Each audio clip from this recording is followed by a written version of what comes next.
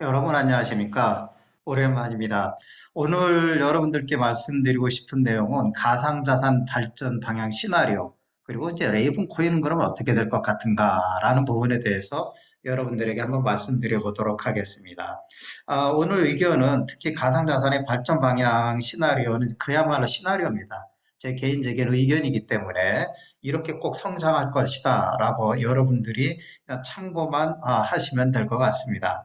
제 나름대로 그동안에 가상자산 시장을 이제 저는 오래되지 않았습니다만은 나름대로 이제 스터디하면서 가상자산이 이러한 발전 과정을 거쳐서 성장하겠다. 그러면 그에 따라서 가상 암호화폐의 이제 그 가격들도 이러한 시나리오에 따라서 이제 가격들이 오르고 내리고는 현상들이 나오지 않을까. 이런 것 때문에 제가 한번 시나리오를 구성을 해봤습니다. 자, 가장 먼저 우리가 이제 비트코인으로 대표되는 페이먼트 기능을 하는 이러한 코인들이었죠. 그리고 이제 유틸리티 토큰 이런 것들이 이제 초기에 가상자산 시장을 좀 주도했죠. 그랬다가 이제 디파이가 올해 초나 작년 요때 이제 디파이라는 이제 분산금융, 탈중앙화 금융이라는 것이 전체 시장을 좀 주도했었고요. 그리고 이제 최근 들어서 이제 NFT가 이제 굉장히 많이 가상자산 시장에서 오르내리고 있죠. 이 NFT는 Non-Fungible Token이라고 해서 이제 대체 불가능한 토큰이죠. 이 NFT가 왜 갑자기 떴을까요? 이 NFT가 갑자기 뜰 수 있는 것은 사실은 규제가 없기 때문에 그렇습니다. 규제 없이 또 기술도 그만큼 빨리 발전할 수 있었고 그러면서 이제 게임을 중심으로 해서 미술 작품이라든가 특히 이제 크리에이트와 관련된 이러한 뭐라고 할까요? 신규 이제 작품들, 컨텐츠들 이런 거를 중심으로 해서 이제 NFT 시장이 급속히 이제 성장한 것 아닌가 이렇게 생각이 되는데 사실 이러한 발전 과정은 전체 진화하는 과정 중에 일부라고 저는 생각을 합니다. 자, 그리고 이제 최근에 메타버스라는 것이 아주 유명했죠. 그래서 이제 가상 공간상에서 뭐 심지어는 지구에 땅을 사라 하는 이제 이런 것도 있지만 사실 이런 것들이 지금 현재로서는 이제 실험 중이다. 저는 이렇게 생각을 합니다. 그래서 아직 비즈니스 모델이 완벽하게 잘 마련되어 있지 않다. 일부 이제 잘 하고 있는 회사도 있지만 이쪽에서 우리나라에서 특히 이제 우리나라 회사들이 NFT나 메타버스를 중심으로 해서 최근에 이제 관련 주식이라든가 그죠? 그리고 이제 블록체인에서 이제 코인들, 토큰들이 굉장히 많이 이제 가격이 상승하는 것을 볼 수 있었습니다. 자, 이러한 NFT라든가 메타버스가 시장에서 데이터를 저장하고 할 수 있으려면 바로 이런 웹3라든가 IPFS 기술이 들어가야 되거든요. 그래서 이제 웹3라고 하는 IPFS 인터프레이터리 파일 시스템이죠. 어, 데이터 스토리지를 갖다가 이제 분산해서 저장하는 방식이 IPFS 방식인데 이러한 웹3라는 이러한 것들이 함께 기술이 이제 진행이 돼야 될 겁니다. 그래서 여기에 이제 그 다음에 이제 DID라고 하는 우리가 이제 탈중앙화된 신원 증명하는 것들이죠. 이러한 기술들이 이제 함께 따라갈 겁니다. 이 DID 기술은 이전에도 이미 이제 잠깐 나왔다가 들어가긴 했습니다만은 아마 CBDC라든가 향후에 나올 이제 STO 이런 것들이 되려면 이 DID라는 것이 이제 필수적이거든요. 그 다음에 이제 메타버스도 역시 마찬가지로 현실 세계와 가상 세계에서 닥터킴이라는 사람이 이 사람이다라는 것을 이제 증명해 줄 수 있어야 되고요. 또 NFT에서 각종 발급된 그러한 소유권들이 이 DID하고 연결이 돼야 되는 것이죠. 자, 이러한 것들이 모두 기술들이 이제 함께 발전하고 연결이 돼야 되는 거죠.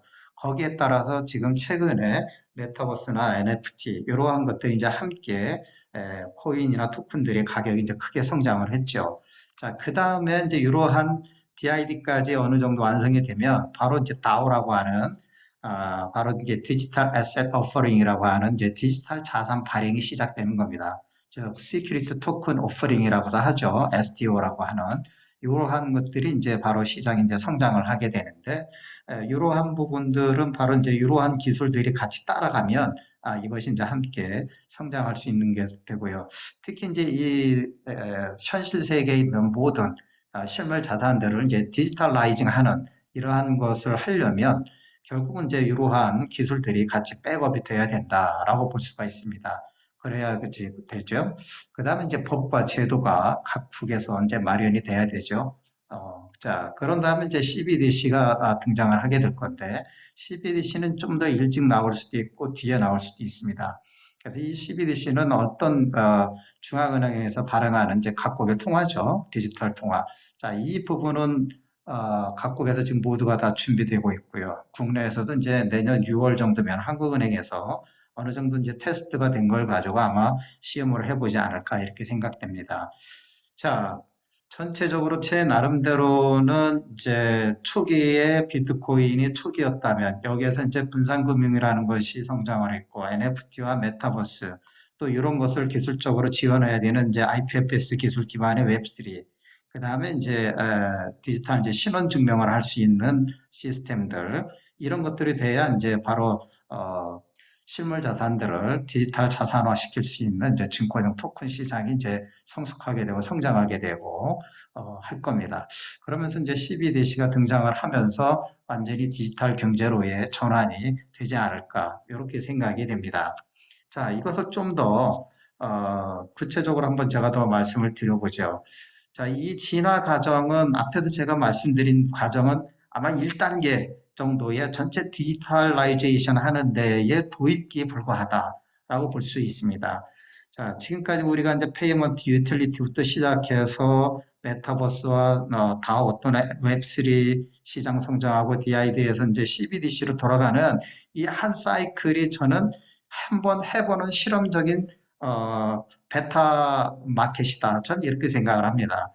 그래서 한번들 실험들 해보고 얻어 문제점들 찾아내고 기술을 좀 더 발전시키고 비즈니스 모델을 다듬고 하는 그러한 과정에 한번 사이클이 돈다. 전 이렇게 생각을 하고요. 그래서 현재 가격이 오르내리고 하는 것들도 이러한 것에 의해서 진행이 되지 않을까 이렇게 생각이 되고요. 이것이 이제 디지털화의 도입기라고 한번 본다면, 자, 이 도입기가 지나면 좀 더 디지털화의 어떤 성장기와 확산기가 이제 바로 도래할 겁니다. 이것이 이제 2단계의 바로 도입기에서 성장과 확산기라고 볼 수가 있죠. 이때는 이제 각종 블록체인 기술이라든가 모델, 비즈니스 모델들이 진화하고 발전될 겁니다. 거기에 맞춰서 아마 이러한 NFT 시장이 다시 만들어질 거라고 봅니다. 제대로 된 NFT 시장도 만들어지고, 그 다음에 이제 디지털 자산, 현물 또는 실물 자산들을 모두가 디지털화하는 이러한 이제 다오 시장, 즉 증권형 토큰 발행하는 시장, 이런 것들이 이제 진행이 될 거다. 이렇게 생각이 되고요. 자, 그리고 이제 디파이라고 하는 이런 시장이 새롭게 더 만들어질 텐데, 요거는 바로 이제 기존의 전통적인 금융산업이었던 이제 은행이라든가 증권회사들, 이런 회사들에 의해서 주도되는 디파이 비즈니스가 저는 만들어질 거라고 봅니다. 이 앞단에서의 디파이 비즈니스가 만들어졌던 것은 기존의 블록체인 회사들 중심으로 코인이나 토큰의 스테이킹이라든가 이런 걸 중심으로 만들어졌다면 이 2단계의 성장기와 확산기에서는 전통적인 어떤 금융시장에 있었던 이러한 플레이어들이 본격적으로 참여하면서 제대로 된 디파이의 비즈니스가 만들어질 것이다. 즉 이것은 디지털 경제 하에서 만들어지는 시스템이다. 이렇게 좀 보여지고요. 이런 거에 의해서 이제 메타버스가 그 다음에 진행이 되지 않을까. 제대로 된 메타버스 시장이. 그러니까 아마 요 성장기나 확장기에 메타버스 시장이 정말 우리의 생활 속에 깊숙이 자리할 시점에는 제가 보기에는 아마 한 10년, 15년 이 정도가 좀 되지 않을까 이렇게 생각이 되고요. 현재 여위에 있는 이러한 단계에서는 베타 마켓이다. 즉 베타 테스트하는 과정이다. 저는 이렇게 생각을 하고요. 여기에서 어느 정도 이제 회사들도 걸러지고 실력 있는 회사와 기술, 비즈니스 모델 이런 것들에 의해서 한번 걸러지면 이 성장하는 단계에서는 이제 제대로 된 그러한 비즈니스라든가 기술 이런 것들이 등장해서 세상을 바꿔나가지 않을까. 저는 이렇게 생각을 합니다. 여러분들은 어떻게 생각하십니까? 자, 이렇게 됐을 때 현재 디지털 자산의 진화에 따른 시가총액도 분명히 변화하게 될 겁니다. 디지털 자산의 도입기라고 할 때에는 아마 이러한 과정이죠. 현재는 비트코인이 워낙 등치가 크기 때문에 전체 알트코인에 비해서 비트코인의 시가총액이 훨씬 더 큽니다. 그렇지만 2단계의 성장 확산기가 가면 아마 분명히 달라집니다. 그때는 기술들이 어떻게 되냐면 서로 통합되고 융합되고 복합된다 할 것입니다.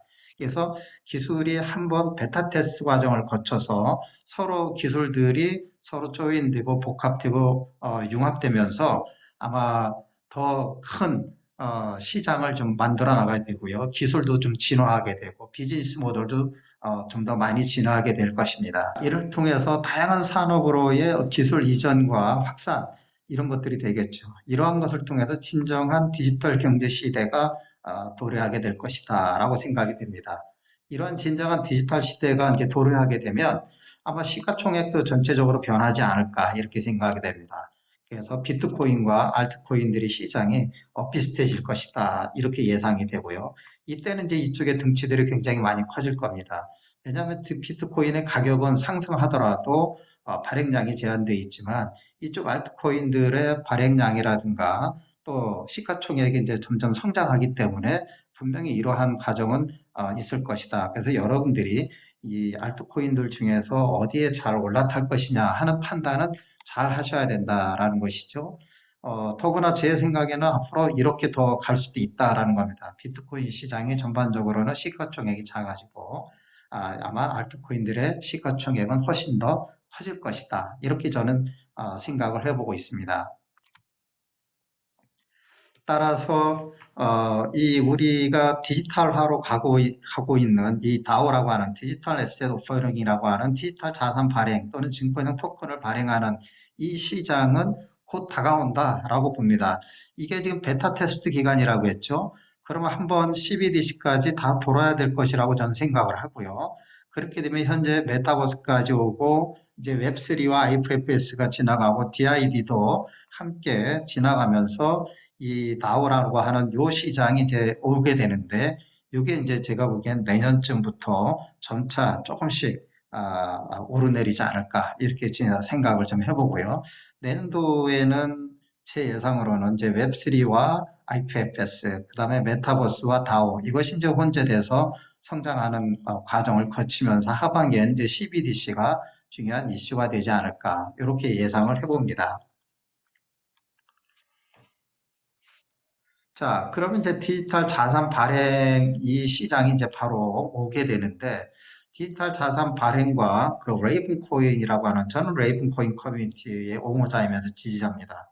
그래서 이제 레이븐 코인은 왜 제가 오늘 말씀드리려면은 타오를 할 수 있는 대표적인 코인 플랫폼이기 때문에 제가 레이븐 코인을 한번 설명을 드려보는 겁니다.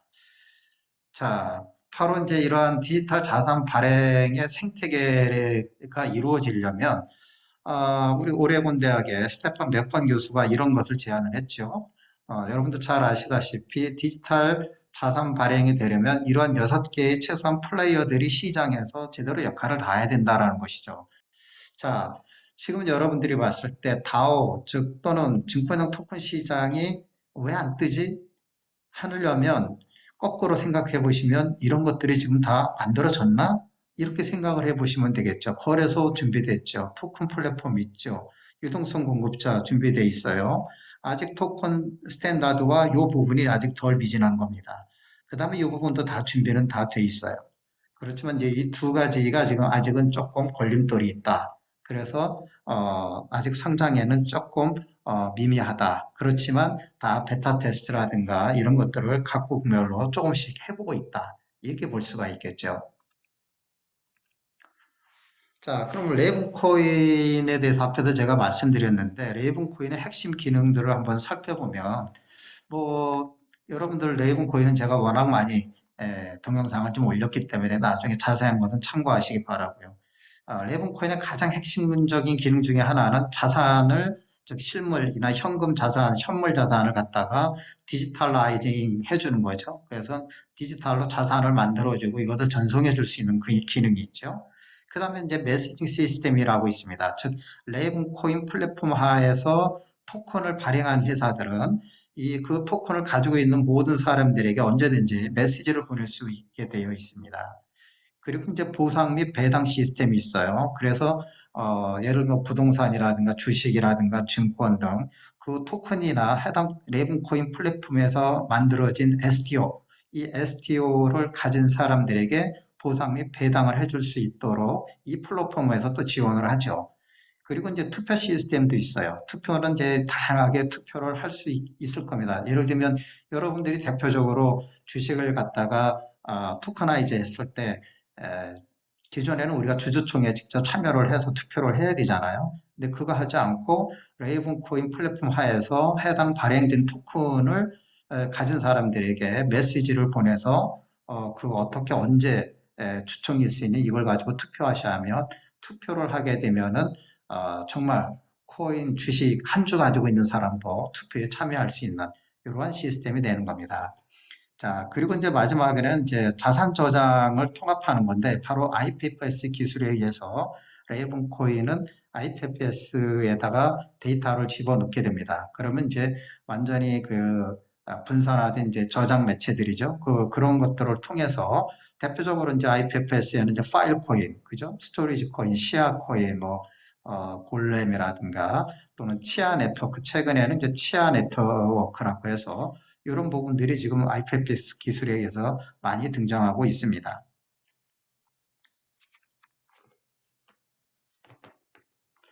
자, 레븐 코인의 현재 상황이 어떤지를 한번 잠깐 살펴보죠. 11월 21일 제가 캡처한 자료인데요. 전반적으로 지금 레이븐 코인의 자산을 발행한 거 내역을 보면 자산 발행하기 위해서 약 1600만 개 정도의 그 레이븐 코인이 소각이 됐습니다. 1600만 개 정도의 레이븐 코인이 소각됐고, 이 중에서 특히 그 유니크 에셋이라고 하는 이제 고유 자산, 고유 자산의 고유 자산 발행을 위해서 약 62,900개 정도의 레이븐 코인이 소각이 됐습니다. 이거면은 6만 2천 개 정도죠. 그러면 한 12,000개, 13,000개 정도의 고유 자산이 발행되었다는 얘기입니다. 그렇게 보시면 되는데 여러분들 레이븐 코인 최근에 NFT가 하는데 레이븐 코인에서 바로 NFT를 발행하는 것이 고유 자산입니다. 이 기능이 이미 더 오래전부터 레이븐 코인에는 이미 다 있었죠. 그것들을 사람들이 잘 모르시는 것 같아요. 자, 그리고 레븐 코인의 노드를 한번 보죠. 전체 노드를 보면은 약 860개 정도의 노드가 있습니다. 제가 작년에, 1년 전에 노드가 한 300개, 250개에서 300개였는데, 이게 올해 이제 최근 들어서 860개로 크게 증가했죠. 그리고 이제 노드를 보면은, 미국이 가장 많은 이제 208개의 이제 노드를 가지고 있죠. 전체 24%를 점유하고 있고요. 자, 우리나라가 197개의 노드가 지금 현재 운영되고 있습니다. 22.9%죠. 이 부분은 사실은 레이븐코인 커뮤니티를 또는 한국과 아시아의 레이븐코인 오가나이저로 이제 활동하고 계신 많은 분들이 자신들의 돈을 투척해 가면서 우리나라의 이런 노드 수를 증가시키는데 많은 기여를 했죠.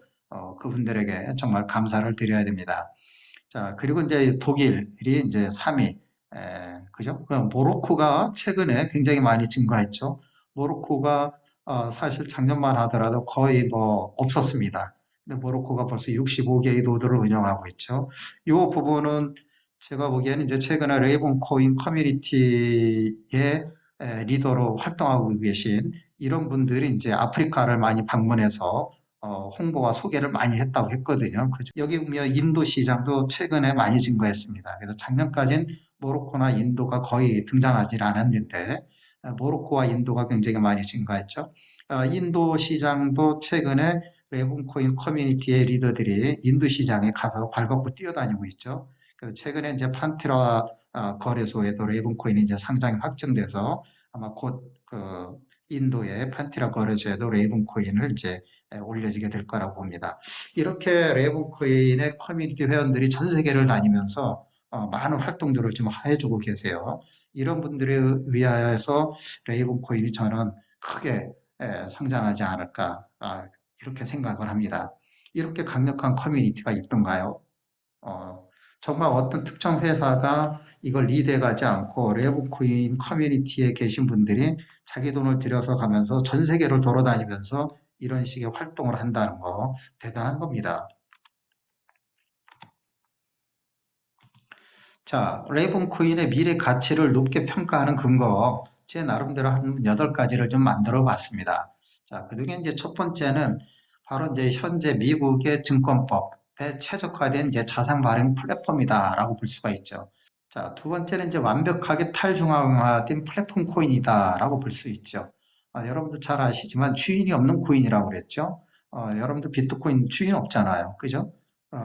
그래서 주인이 없기 때문에 ICO도 할 수가 없었습니다. 즉, 자본 조달을 할 필요가 없었죠. 주인이 없는데요. 그 다음에 이제 프리마이닝도 하질 않았어요. 보통은 이제 개발자라든가 회사가 있으면 그 회사가 프리마이닝을 해서 20, 30%를 가져가게 되는데, 프리마이닝도 하질 않았습니다. 그렇죠. 지금 현재 860개의 노드들이 전 세계적으로 운영이 되고 있어요. 이런 것만 봐도 네트워크가 굉장히 좀 탄탄하고, 사전에 이러한 그 ICO라든가 프리마이닝 이런 것들을 안 했죠. 완벽하게 탈중앙화된 코인입니다. 이것은 제가 보기에는 비트코인 이외에 이렇게 완벽하게 탈중앙화된 코인이 있을까 할 정도로 그래서 저는 레이븐을 좋아합니다. 그리고 세 번째는 이제 디지털 자산을 안전하게 지키기 위한 최적화된 보안 방식이다라는 것이죠. 바로 POW 방식입니다. 작업 증명 방식이죠. 비트코인에서 하드 포크를 했기 때문에 우리는 뭐 POW 방식이 이미 이 부분에서는 안전하다라는 걸 알죠. 왜냐하면 이게 왜 중요하냐면 나중에 이제 STO라든가 이런 걸 통해서 자산이 발행되면 그 자산이 위변조 또는 해킹이 되면 안 되잖아요. 디지털 상에서. 바로 그런 것을 지켜야 되기 때문에 이런 POW 방식이 맞다라고 저는 개인적으로 생각을 합니다. 그리고 이제 정말 레이븐 코인이 또 한 가지 자랑스러운 것은 증권 이슈에서 자유스러운 상품 코인이라는 겁니다. 얘는. 왜냐하면 특정 회사에서 주도하지 않았고 그래서 주체가 없죠. ICO를 하지 않았어요. 투자도 받지 않았죠. 그래서 얘가 증권이라고 누가 봐도 얘는 증권성 코인이네 라는 것을 댈 만한 근거가 하나도 없습니다. 바로 그런 면에서는 레이븐 코인이 대단히 유리하다 하는 것이죠. 자, 다섯 번째는 반감기가 있죠. 비트코인처럼 4년마다 반감기가 있습니다. 그래서 내년 1월 달에 바로 2022년 1월 달에 반감기가 있죠. 그래서 이제 1분에 5천 개씩 채굴되던 게 2,500개로 줄어듭니다. 자, 그리고 이제 채굴형 코인이라는 거죠. POW 방식이기 때문에. 그 다음 이제 소각이 계속됩니다. 자산이 반영될 때마다 이 얘기는 전체적으로 지속적으로 이제 레이븐 코인의 수량은 감소하게 돼 있다는 것이죠. 그러면 레이븐 코인의 가치는 올라갈 수밖에 없다라고 볼 수가 있죠. 자, 여섯 번째는 거의 모든 실물 자산이나 현물 자산, 그리고 이제 가상 자산, 이런 것들을 디지털 자산화 할 수 있는 기능을 가진 플랫폼이다라고 볼 수가 있습니다. 여러분들이 이제 이더리움이 ERC20 기반에서 많은 토큰들이 만들어졌듯이 앞으로는 이제 그 증권형 토큰이라든가 디지털 자산들이 레이븐 코인 플랫폼 상에서 그런 식으로 발행이 되지 않을까 이렇게 생각이 됩니다. 자, 그 다음에 이제 글로벌 커뮤니티가 있어요. 이 커뮤니티가 대단히 파워풀하죠.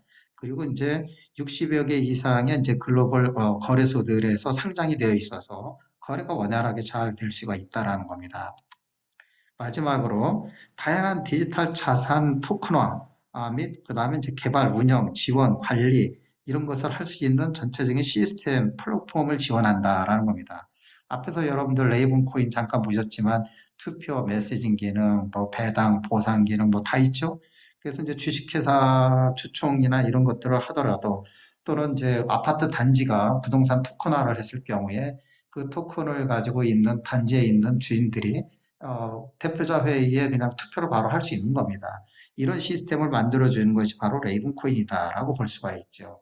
자, 여러분들 이렇게 생각을 보셨는데 레이븐 코인의 가치를 소홀히 평가하실 겁니까? 판단해 보시기 바랍니다. 자, 최근에 레이븐코인 재단의 멤버들이 워크숍을 갔다고 그러죠. 그래서 나름대로 좀 오랜만에 힘든 작업들을 좀 해치고 나서 힐링을 한번 하는 것도 좋은 것 같습니다. 트론이 아주 가장 제일 좋아하고 있습니다.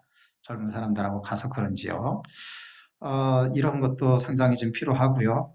우리나라에서도 사실은 2019년도에 아시아 미덕을, 레이븐코인 아시아 미덕을 했었죠. 그죠? 그때 이제 우리나라 제일코아에서도 왔었고, 빈센트에서도 나름대로 소개했었고, 망고팜 뭐 등등, 또 트론이 나와서 당시에 이제 연사로도 기조연설도 해줬죠.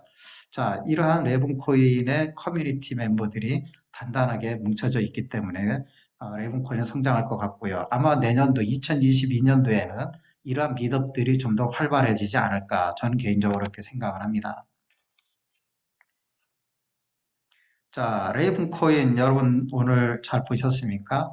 제가 이제 나름대로의 왜 디지털 자산이 전반적으로 블록체인 기술들이 어떤 진화 과정을 거쳐갈 것인가라고 말씀을 드린 이유는 레이븐코인을 가지고 너무 많은 분들이 왜 가격이 오르니 안 오르니 이런 것들을 너무 많이 기다리고 있기 때문에 가는 과정이다라는 것을 제가 설명해 드리기 위해서 오늘 이러한 영상을 좀 찍게 됐습니다. 여러분들이 앞에서 보셨으면 아마 좀 기다리면 되겠네 이런 생각을 하시면 되겠죠. 네, 여러분들 레이븐코인에 대해서 좀 더 많은 내용을 아시고 싶으신 분들은 레이븐코인이라고 구글에서 검색을 하시면 레이븐코인 재단도 나오고요. 레이븐코인.org라고 하는 사이트도 나오고 굉장히 많은 커뮤니티들이 또 나옵니다. 그런 걸 통해서 레이븐코인을 한번 공부해 보시기 바랍니다. 여러분 오늘 수고 많으셨습니다. 감사합니다.